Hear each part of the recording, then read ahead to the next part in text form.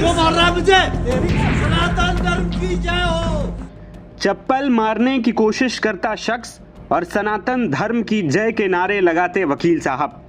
आप शायद ही इन वकील साहब को पहचान रहे होंगे, लेकिन ये वही हैं जिन्होंने पूर्व सीजेआई बीआर गवई पर कोर्ट के भीतर जूता फेंका था, जिनका नाम है राकेश किशोर, जिनकी अब दूसरे वकीलों ने कोर्ट में पिटाई कर दी। दरअसल खबर आई कि दिल्ली की कड़कड़डूमा कोर्ट परिसर में वकील राकेश किशोर को कुछ वकीलों ने चप्पलों से पीट दिया। किशोर ने हाल ही में पूर्व न्यायाधीश बीआर गवई पर जूता फेंककर जबरदस्त हंगामा किया था। पूरे देश में इस पर चर्चा हुई थी, विरोध भी हुआ और वकील पर एक्शन लेने की मांग भी उठी थी, लेकिन सीजेआई बीआर गवई ने इससे साफ इनकार कर दिया था। वहीं ताजा मामला कड़कड़डूमा कोर्ट का है। मारपीट की घटना तब हुई जब राकेश किशोर कोर्ट परिसर में मौजूद थे। तभी कुछ वकीलों ने उन्हें घेर लिया, जहां उनसे मारपीट की गई, धक्का मुक्की की गई, उन पर चप्पलों से हमला भी किया गया। इसके बाद मौके पर कोर्ट सुरक्षा कर्मियों ने बीच बचाव कर उन्हें बाहर निकाल दिया।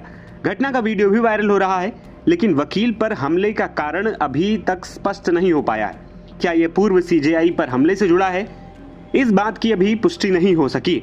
वहीं राकेश किशोर की पुरानी करतूत की बात करें तो यह घटना करीब 6 अक्टूबर को हुई, जब राकेश किशोर ने सुप्रीम कोर्ट में उस मंच की ओर जूता फेंका जहां सीजेआई गवई जस्टिस विनोद चंद्रन के साथ बैठे थे।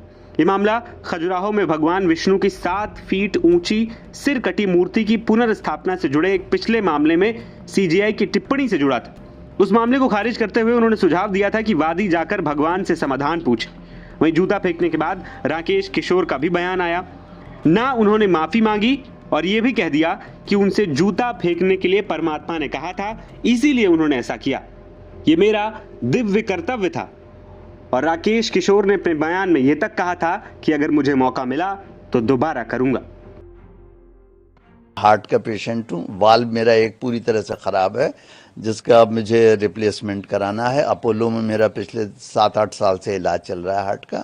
मैं 2 दिन की दवाएं लेके गया था, क्योंकि मुझे मालूम है कि पुलिस के इंतजाम में इसमें उसमें देर लगेगी। और मैं ये भी मुझे तो बड़ा ताज्जुब है कि चीफ जस्टिस ने मुझे छोड़ दिया। मैं इसे उनका उपकार मानूं, एहसान मानूं कि क्या मानूं, ये मैं नहीं समझ पा रहा हूँ।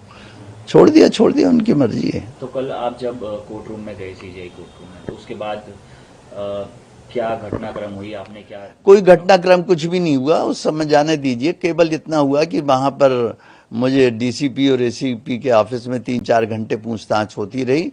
मैं नहीं जानता कौन कौन ऑफिसर थे, लेकिन उनका बहुत बहुत धन्यवाद है कि उन्होंने एक बार चाय और बिस्किट भी मुझे खिलाए और एक बार लंच भी कराया, पानी को पूछते रहे। ये सब मैं उनका उपकार मानता हूँ। लेकिन सर एक सवाल ये सर कि पुलिस ने तो एक्शन नहीं लिया, क्योंकि सुप्रीम कोर्ट की तरफ से कोई कंप्लेंट नहीं मिली, लेकिन अब बार काउंसिल जो है वो कहीं ना कहीं एक्शन ले सकता है आपके खिलाफ। नहीं, बार काउंसिल ले नहीं सकता। बार काउंसिल ने ले लिया।